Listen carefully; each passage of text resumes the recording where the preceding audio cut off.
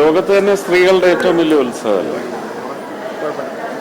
സ്ത്രീ ശാക്തീകരണത്തിന് വേണ്ടി പുതിയ സംവിധാനങ്ങളുമായിട്ട് വരുന്ന രാജ്യത്തിൻ്റെ ഭരണയന്ത്രത്തിനും ഒരു വലിയ പ്രാർത്ഥനയായിരിക്കും ഓരോ വർഷവും നടക്കുന്ന.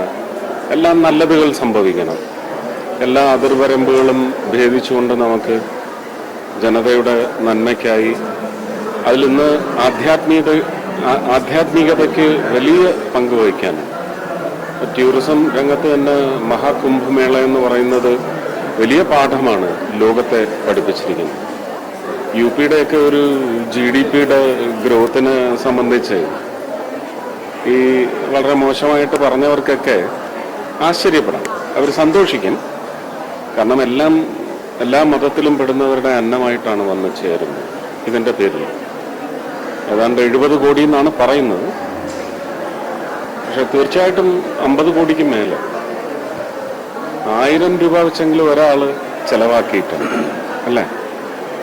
അവിടുത്തെ ബോട്ട് യാത്ര ക്രമീകരിച്ച് ഒരു വിഭാഗത്തിന് മാത്രം ലഭിച്ചിരിക്കുന്ന ഏതാണ്ട് 30 കോടി രൂപ എന്നാണ്.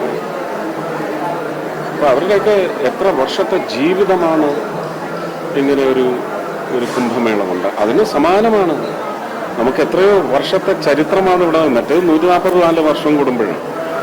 ഇനി അതെനിക്ക് തോന്നുന്നില്ല. ടൂറിസത്തിന്റെ റീഡിങ്സ് പറയുന്നത് മഹാകുംഭമേള മിക്കവാറും എല്ലാ 12 വർഷം കൂടുമ്പോഴും ഇനി നടക്കും. എല്ലാ വർഷവും ഇതിന് സമാനമായ ഒരു വലിയ തിരക്കും ഒരു ആധ്യാത്മികതയിലോ അല്ലെങ്കിൽ വിശ്വാസത്തിലോ മുങ്ങിയ ഒരു സ്നാനക്രിയ ഇതെല്ലാം അവിടെ വൻതോതിൽ നടക്കും. അതെല്ലാം രാജ്യത്തിൻ്റെ സമ്പന്നതയിലേക്ക് വന്നു ചേരുന്ന മുതലായിരിക്കും.